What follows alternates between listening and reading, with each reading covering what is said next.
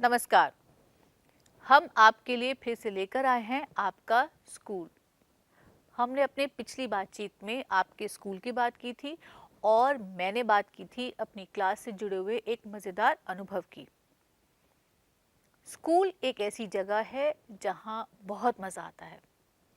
School में पढ़ने में तो मन लगता ही है, लेकिन साथ साथ सबसे ज़्यादा मज़ा आता है खेलने में। और खेलने में मज़ा क्यों आता है? खूब सारे दोस्त जो होते हैं, तो अपने दोस्तों के साथ बात करने में, गपियाने में यानी कि गप मारने में भी बहुत मज़ा आता है। अब आप ये कहेंगे कि गप क्या होती है? अजी वही गप जो अक्सर या तो राजू करते हैं या फिर मोहिनी करती हैं। ऐसी लंबी लंबी गप मारते हैं, बाप रे बाप, जो चीज़ कभी हो ही नहीं, जो कभी चीज़ कभी हो ही नहीं सकती, ऐसी गप मारने में मास्टर हैं दोनों। लेकिन जब वे गप सुनाते हैं तो बहुत मज़ा आता है। यानी एक बार मैं एक गप सुन रही थी और गप एक छोटा सा बच्चा कह रहा था, आप ही की तरह, नन्हा मुन्ना सा लेकिन बहुत चतुर बच्चा। बच्चे शरारतें करें तो ये तो उनका अधिकार है, जन्म सिद्ध अधिकार है शरारत करना, शरारत करनी चाहिए। जो बच्चे बहुत आड़ी तिरछी शरारतें करते हैं, बहुत क्रिएटिव होते हैं, लेकिन ये ध्यान रखना चाहिए कि हमारी शरारत की वजह से किसी का कोई नुकसान न हो। ठीक, तो इसी तरह से गप मारने में भी बहुत आनंद आता है। यानी कि आप कल्पना करते हैं, कल्पना की उड़ान भरते हैं कि अच्छा ये हुआ और फिर ये हुआ।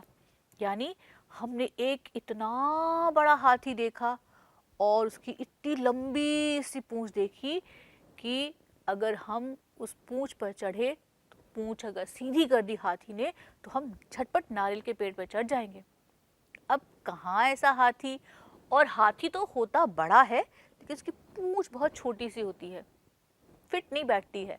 कहाँ इतना बड़ा शरीर हाथी का, लेकिन उसकी छोटी सी पूंछ कहीं फिट बैठती नहीं है। तो बस गप ऐसी चलती है।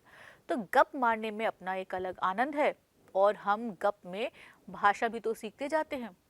हमें क्या कहना है, कैसे कहना है और हमारे कहने का अंदाज कैसा होगा, ये बहुत मायने रखता है कि आप अपनी बात को कैसे कहते हैं, कितना प्रभावित कर पाते हैं। अब एक ही चुटकुला अगर राजू सुनाता है तो बिल्कुल हंसी नहीं आती। अगर वही चुटकुला मोहिनी सुनाती है तो हंसते हंसते पेट में दर्द हो जाता है।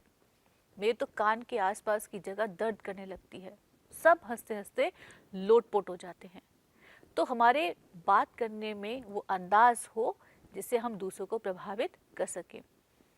तो हम वापस चलते हैं स्कूल पर। ये स्कूल है आपका और ये स्कूल है मेरा। ये स्कूल है राजू का और ये स्कूल है मोहिनी का। ये स्कूल है चंदू का और ये स्कूल है चांदनी का। तो आप सब बच्चों का ये स्कूल हम एक बार फिर से देखते हैं। तो यह स्कूल सब बच्चों को दिख रहा होगा। खेल का मैदान है, गेट पे झूलते हुए बच्चे हैं और बहुत सारे बच्चे अब स्कूल से कहाँ जा रहे हैं? वे सारे बच्चे स्कूल से जा रहे हैं घर।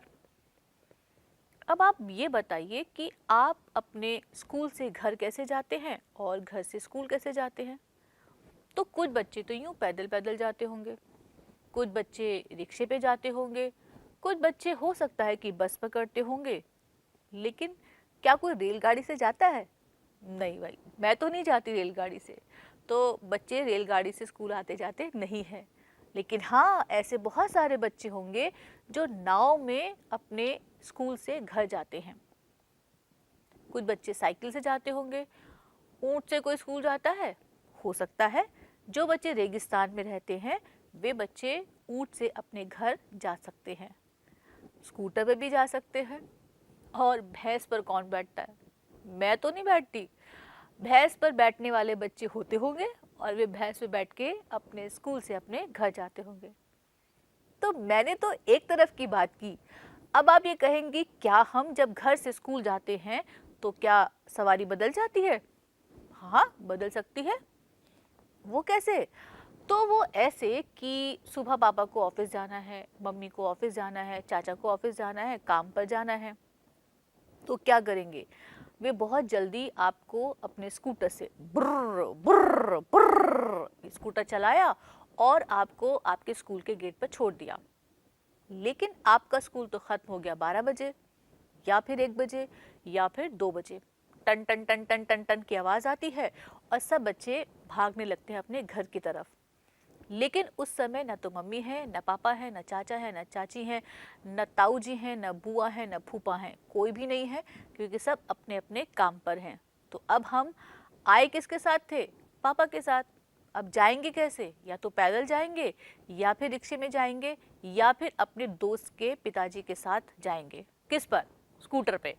बुर्र, बुर्र, बुर्र। ये जब आवाज आती है स्कूटर की तो क्या गजब का मजा आता है। और फिर आवाज फट फट फट, जब यानी कि स्कूटर रुकने लगता है, उसका पेट्रोल खत्म होने लगता है, तो ये आवाज आती है। तो फिर पता चलता है कि अब अंकल जी हमसे स्कूटर पे धक्का लगवाएंगे। तो हम पहले ही बोल देते हैं फिर तेल भर के आना, और तब हम स्कूटर पे सवारी लेने का मजा करेंगे। तो अब आप ये बताइए कि आप कैसे स्कूल आते जाते हैं, यानी कि घर से स्कूल और स्कूल से घर। घर से स्कूल और स्कूल से घर जाने में हमारी सवारी बदल सकती है या फिर एक सवारी हो सकती है। हम किसी भी एक वाहन का इस्तेमाल करके स्कूल आने जाने का काम कर सकते हैं। अच्छा, अब हमने बहुत सारी चीज़ों की बात की, बहुत सारे वाहनों की बात की। हमने बात की थी रिक्शे की, बस की, रेलगाड़ी की, बैलगाड़ी की, साइकिल की, ऊंट की, स्कूटर की और भैंस की। भैंस पर बैठने का मज़ा अलग होता होगा। मैंने कभी ट्राई नहीं किया, आप ट्राई कर सकते हैं, लेकिन सींग से बच के रहिएगा। तो अब हम ये जानने में ज़्यादा उत्सुक हैं कि आपने किसकी सवारी की है और किसकी सवारी नहीं की। तो आप हमें बताते चलिए और हम लिखते चलते हैं कि सवारी की है या फिर सवारी नहीं की। तैयार है? बताना ठीक ठीक। चलिए, तो हम शुरू करते हैं अपना ये खेल। तो हम पहला क्या ले शब्द? हमारी पहली सवारी है रिक्शा। रिक्शे में सवारी की होगी सबने, ठीक है, तो मैं लिख देती हूँ की है। गुड। बस की सवारी की है? हाँ, हमने तो बस की सवारी भी की है। बैलगाड़ी की सवारी की है? नहीं, हमने बैलगाड़ी की सवारी कभी नहीं की। कभी करके देखिएगा, बहुत मज़ा आता है। साइकिल पर बैठे हैं? हाँ, कई बार। तो फिर हम लिख देते हैं। ऊंट पे बैठे हैं? तो अब क्या करें साहब? कुछ बच्चे कहेंगे हाँ और कुछ बच्चे कहेंगे ना। तो जो बच्चे राजस्थान में रहते हैं, रेगिस्तान में रहते हैं, तो हो सकता है कि वे ऊंट की सवारी करते हों। तो फिर उन बच्चों की तरफ से मैं उनका जवाब लिख देती हूँ और हमने कहा कि हमने ऊंट की सवारी की है। अगर आप राजस्थान में नहीं भी रहते हैं तो भी तो आप कई बार ऊंट की सवारी कर लेते होंगे। किसी पार्क में गए, वहाँ ऊंट की सवारी कर ली, जैसे हम घोड़े की सवारी करते हैं। तो फिर आपने हो सकता है ऊंट की सवारी की हो। स्कूटर पे बैठे हैं?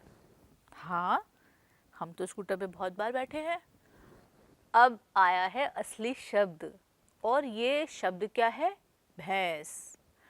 तो जो बच्चे गांव में रहते हैं वो कहते होंगे हाँ, हमने भैंस पे सवारी तो की है। लेकिन हाँ, स्कूल आने जाने के लिए हम कभी भैंस पर नहीं बैठे, लेकिन सवारी की है तो हम लिख देते हैं यस, हाँ, हमने भैंस की सवारी की है। तो हमने सवारी किस चीज़ की नहीं की है? कुछ बच्चों ने बताया कि हमने रेलगाड़ी पे कभी सवारी नहीं की है। आपको पता है, जम्मू में एक बच्चा रहता है और उस बच्चे का नाम है अरुण। अरुण तीसरी चौथी क्लास में पढ़ते हैं। और एक बार जब उनसे बात हो रही थी कि अच्छा अपना अनुभव लिखिए, अपना अनुभव लिखिए कि आपको क्या अच्छा लगता है, आप क्या करना चाहते हैं, तो पता है अरुण ने क्या बताया? अरुण ने बताया कि मुझे एरोप्लेन में बैठना अच्छा लगता है, मैं एरोप्लेन में बैठना चाहता हूँ, मैंने कभी एरोप्लेन नहीं देखा। और साथ साथ उन्होंने ये बताया कि मैंने कभी ट्रेन नहीं देखी। ट्रेन का मतलब रेलगाड़ी। अरुण ने कभी ट्रेन नहीं देखी, मैं ट्रेन में बैठना चाहता हूँ और मैं ट्रेन में बैठ के कटरा जाऊँगा। और एरोप्लेन में बैठ के वे दिल्ली जाना चाहते हैं।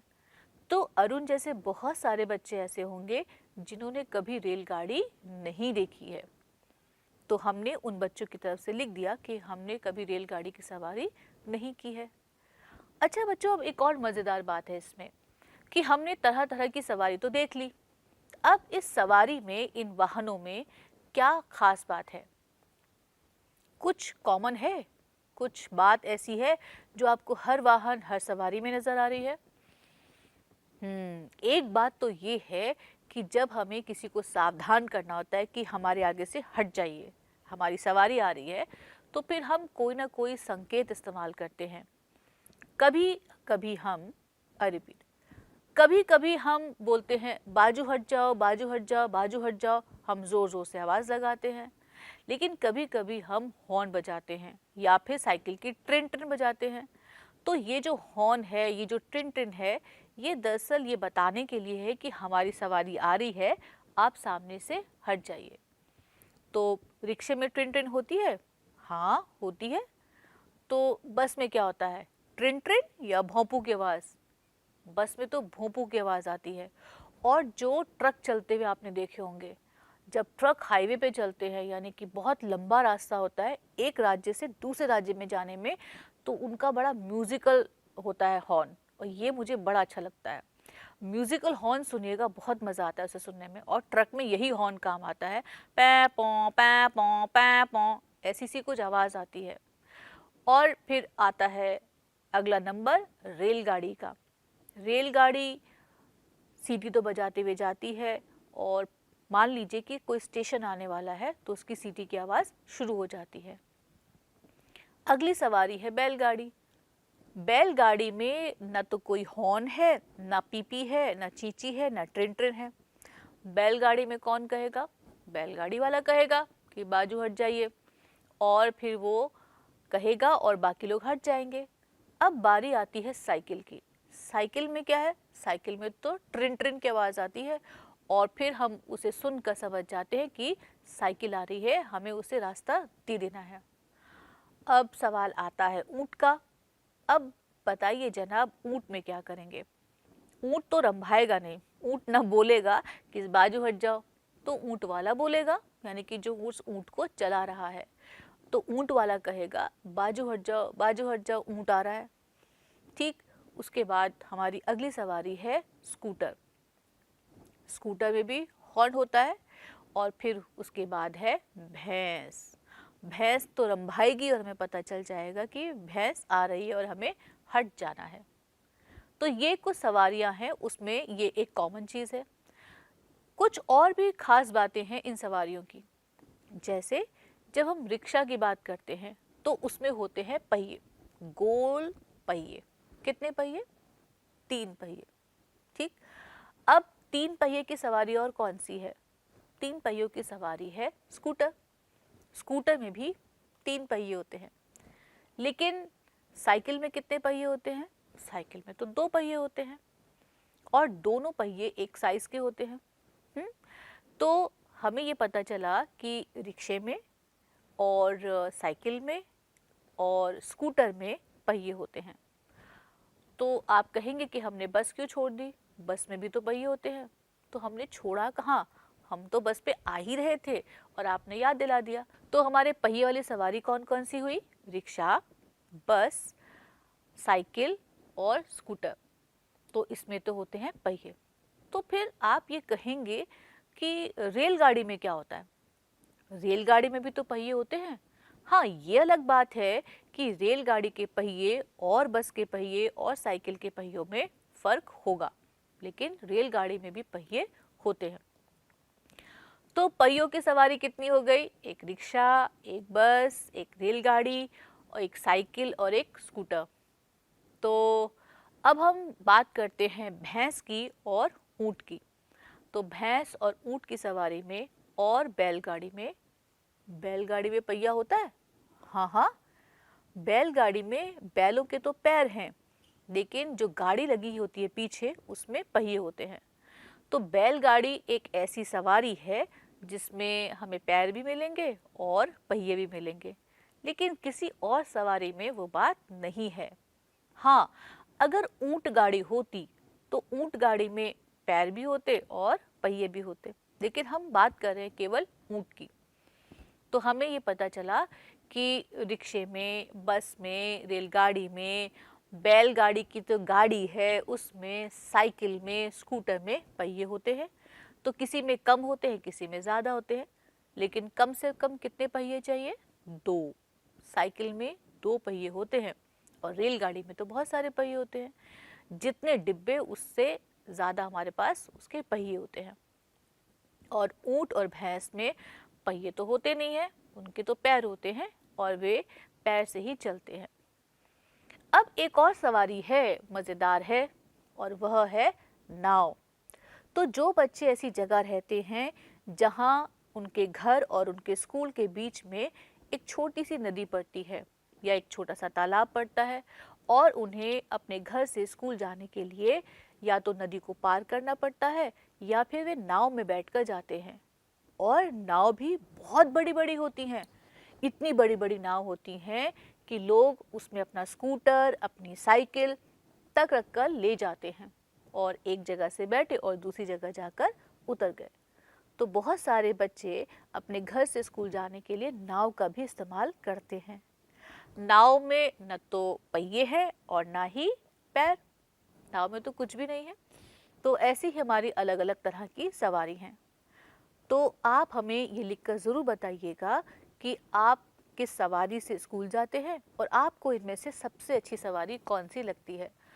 और लगे हाथ भैंस पर बैठने का मज़ा भी ले लीजिएगा।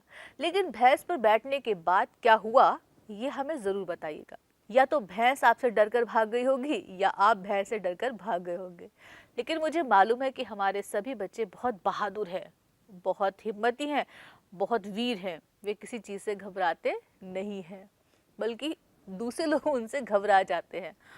तो बस आप हमें लिखकर भेजिए कि आपको कौन सी सवारी पसंद है। इनमें से किसी भी सवारी का आप चित्र बनाइए और उसके नीचे उसका नाम लिखिए।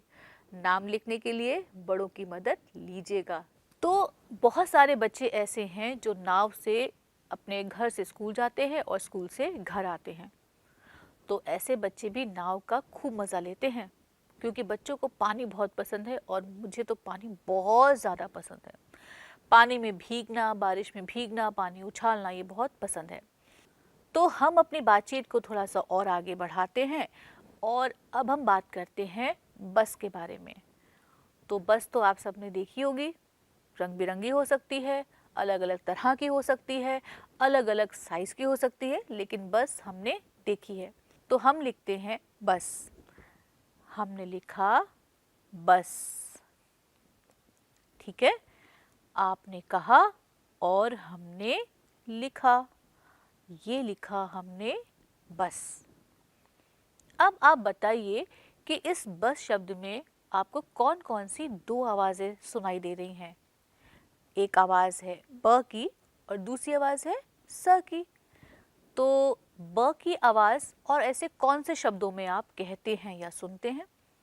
सबसे पसंदीदा चीज़ है और सब बच्चों के पास है, तो कुछ याद आया? ये है बस्ता। तो हम लिखते हैं बस्ता। और लीजिए साहब, हमने लिखा आपके लिए बस्ता। बस्ते में न जाने क्या क्या चीज़ें भर लेते हैं बच्चे। मोर का पंख, टूटे फूटे डिब्बियाँ, शंख, कंचे, न जाने क्या क्या भर लेते हैं। लेकिन इसके साथ होती हैं किताबें। किताबों का वज़न तो बहुत कम होता है, लेकिन कंकड़, पत्थर, मोर का पंख, डिब्बियाँ, न जाने टूटी हुई चूड़ी और न जाने दुनिया भर का सामान वे अपने बस्ते में रख लेते हैं। तो हमने लिखा बस्ता। और क्या शब्द है हमारे पास? हमारे पास एक और शब्द है बंदर। तो हम लिखते हैं बंदर। आपने कहा और हमने लिखा बंदर। अब हमारे पास अगला शब्द क्या है? हमारे पास अगला शब्द है बोतल। लिखें? तो हमने लिखा आपके लिए आपका शब्द बोतल। ये लीजिए, हम लिख रहे हैं बोतल और ये हमने लिख दिया बोतल। अब बताइए अगला शब्द क्या लिखें? अगला शब्द हम लिखते हैं बैलगाड़ी या बैल लिखते हैं। तो पहले हम बैल लिख लेते हैं। हम लिख रहे हैं बैल। कभी बैलगाड़ी का मज़ा ज़रूर लीजिएगा। ये हमने लिखा बैल। ठीक है बच्चों, अब आप बताइए कि आपके लिए हम अगला शब्द कौन सा लिखें। तो हम अगला शब्द लिखते हैं बेर। बेर की झाड़ी से बेर तोड़कर खाने में बहुत मज़ा आता है। कुछ बेर खट्टे होते हैं, कुछ बेर मीठे होते हैं, कुछ बेर बड़े साइज़ के होते हैं तो कुछ छोटे साइज़ के होते हैं, कुछ हरे होते हैं, कुछ लाल होते हैं, लेकिन सब बच्चों ने बेर ज़रूर खाए होंगे। तो बताइए अब हम आपके लिए अगला शब्द क्या लिखें। हम अगला शब्द लिख सकते हैं बारात। बारात में नाचने का मज़ा ही अलग है। जब धुन बजती है तो बच्चे खूब मज़े से नाचते हैं। तो हमने आपके लिए शब्द लिखा बारात। बारात में नाचने के बाद दावत खाने का मज़ा अलग है। तो हमने लिखा बारात। और अब बताइए हम अगला शब्द क्या लिख सकते हैं। हम अगला शब्द लिख सकते हैं बगुला। हमने लिखा बगुला और ये लिख दिया बगुला। पानी के आसपास, नदी के आसपास सफ़ेद से रंग का बगुला मिलता है। अब हम लिखते हैं एक और शब्द और उसका नाम है बर्तन। हमने लिखा बर्तन और ये लीजिए साहब बर्तन लिख दिया। तो एक बार हम झटपट से ये सारे शब्द पढ़ लेते हैं। लेकिन ये जो शब्द लिखे हैं इन शब्दों में हमें किसकी आवाज़ सुनाई दे रही है। ब की तो सुनाई देती है, लेकिन साथ साथ दूसरी आवाज़ भी हमें सुनाई देती है। तो एक बार हम दोहरा लेते हैं कि ये शब्द कौन कौन से हैं और ये देखते हैं कि इन शब्दों में ब की आवाज़ कहाँ कहाँ है। तो शुरू करें। तो आइए हम शुरू करते हैं। चलिए, तो हमने लिखा ये बस और इसमें ब कहाँ है। तो इसमें है ब यहाँ। हमने लिखा बस्ता और यहाँ पर ब है ये। हमने लिखा बंदर, ये लिखा बंदर और ब कहाँ है यहाँ। हमने लिखा बोतल, ये हमने बोतल लिखा और हमारे पास ब कहाँ है, ब है यहाँ। दिखा सब बच्चों को। यहाँ पर है बैल और ब कहाँ है, ब है यहाँ। हमने लिखा बेर और ब कहाँ है, ब है यहाँ। हमने लिखा बारात। बारात सुनकर मुंह में पानी आ गया, लड्डू याद आ रही है और ये है बा। फिर हमने लिखा बगुला और इसमें ब है यहाँ। फिर हमने लिखा बर्तन और इसमें ब कहाँ है, यहाँ पर। तो आपने जब भी बस, बर्तन, बोतल, बगुला, बैलगाड़ी, बैल, बेर कहा, वहाँ पर ब की आवाज़ है। और ब की आवाज़ कैसे लिखी जाती है, ऐसे। हम एक बार और लिख देते हैं कि ये ब लिखा कैसे जाता है। ये ब लिखा जाता है ऐसे। ठीक है बच्चों, लेकिन हमें केवल अक्षर ही नहीं लिखने, हमें लिखने हैं पूरे शब्द, क्योंकि पूरे शब्द में ही तो मतलब है। तो हम पूरे शब्द ही लिखा करेंगे। ठीक है, अब हम चलते हैं अपने अगले अक्षर पर। और यह अगला अक्षर कौन सा है, वही आवाज़ जो हमारे पास बस में है। तो हमारे पास अगला अक्षर है स। तो हम चलते हैं अगले स्लाइड पर। बस शब्द में दो आवाज़ें थीं। एक थी बस, यानी कि बस में ब की आवाज़, और फिर किसकी आवाज़ है, स की आवाज़। ये स की आवाज़ हमें कहाँ कहाँ सुनाई देती है। सबसे पहले तो सवेरा में सुनाई देती है, सुबह सुबह उठना जो पड़ता है। बहुत सारे बच्चे सुबह सुबह उठने में बहुत आलसी हैं, बहुत चोर हैं। ठीक है, तो बस में जो दूसरी आवाज़ है वह है स। हम कैसे लिखते हैं, तो हम पहले लिखते हैं स से बनने वाले शब्द, यानी कि ऐसे शब्द जिसमें आपको स की आवाज़ सुनाई देती है। तो हम सबसे पहला कौन सा शब्द लिखें, सवेरा। तो हम लिखते हैं सवेरा और ये हमने लिखा आपके लिए शब्द सवेरा। आप कहें और हम ना माने ऐसे तो हालात नहीं, ये हमने लिखा सवेरा। अब हम अगला शब्द क्या लिखेंगे? अगला शब्द लिखेंगे, सुबह सुबह उठकर समोसा तो नहीं खाना चाहिए, है ना, लेकिन हम शब्द लिख देते हैं समोसा। बहुत सारे बच्चों के मुंह में पानी आ गया होगा। समोसा। कुछ बच्चों को समोसा कम पसंद होता है, उसके आलू बहुत पसंद होते हैं। कुछ बच्चों को समोसे के साथ मिलने वाली चटनी बहुत पसंद होती है। अगला शब्द क्या लिखेंगे? अगला शब्द लिखेंगे सांप। मुझे सांप से बिल्कुल भी डर नहीं लगता। ये हमने लिखा सांप। ठीक है बच्चों, ये आपके लिए शब्द लिखा सांप। अब बताइए आपके लिए हम अगला शब्द कौन सा लिखें? हम लिखते हैं सुबह। सुबह का तो हम एक शब्द लिख चुके हैं, वह शब्द है सवेरा। तो हम अगला शब्द लिखते हैं 7। नंदू जो है वह 7 साल का हो चुका है। ये हमने लिखा 7। ठीक है बच्चों, अब हम लिखते हैं सड़क, यानी कि बस जहाँ चलती है, वह शब्द लिखा हमने सड़क। ये लिखा सड़क। अब हम क्या लिखें? जिससे आप रोज स्नान करते हैं, साबुन। अब हम लिखते हैं साबुन। बहुत सारे बच्चे साबुन के झाग बना के खेलते रहते हैं। नहाना कम और झाग से खेलना ज़्यादा हो जाता है। ये हमने लिखा साबुन। अब क्या लिखें? अब हम एक और शब्द लिख देते हैं और ये शब्द है सपेरा। हमने लिखा सपेरा। और क्या लिखें? सपेरे के साथ हम लिखते हैं कसरत। बहुत सारे बच्चे कसरत करते हैं और कसरत ज़रूर करनी चाहिए, उससे शरीर ठीक रहता है। ये हमने लिखा कसरत। तो अब हम एक और शब्द लिखते हैं और यह शब्द है सुतली। तो हमने लिखा सुतली।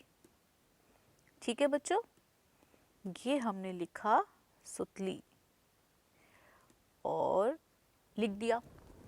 अब हम एक बार इन सभी शब्दों को पढ़ लेते हैं। शुरू करें?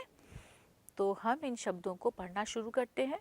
हमने पहला शब्द लिखा था सवेरा, दूसरा शब्द लिखा समोसा, अगला शब्द लिखा सांप। अगला कहने का मतलब ये नहीं है कि तीसरा मुझे बोलना नहीं आता, तो मैं ऐसे ही बोल रही हूँ, सांप। उसके बाद है शब्द 7, फिर है सड़क, फिर साबुन, फिर सपेरा, फिर कसरत और फिर है सुतली।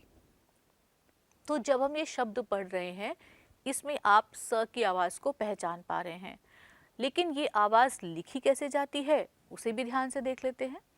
सवेरा में स की आवाज़ ये है। समोसा में स की आवाज़ 2 बार आई है, पहले और अंत में। फिर उसके बाद है सांप, उसमें स की आवाज़ ये रही। फिर है 7, उसमें स की आवाज़ ये रही। फिर सड़क, ये स की आवाज़। फिर है साबुन, ये स की आवाज़। सपेरा में ये रहा सा, कसरत में ये रहा बीच में और सुतली में ये रहा। तो आप सबने पहचाना कि स में जितने भी हमने शब्द बनाए हैं, उन सब में स की आवाज़ कैसे है? स की आवाज़ ऐसे है। आपको शब्द लिखने हैं और शब्द लिखने में आप अपने बड़ों की मदद ज़रूर लीजिएगा। तो हमारी आज की बातचीत में इतना ही। आप खूब खुश रहिए और खूब मस्ती कीजिए, मौज कीजिए, शरारतें कीजिए, लेकिन पढ़ाई लिखाई भी जारी रखना। हम आपके साथ दोबारा बहुत जल्दी मिलेंगे एक नए काम के साथ और नई गतिविधि के साथ। तब तक के लिए मैं आपसे अनुमति लेती हूँ। नमस्कार।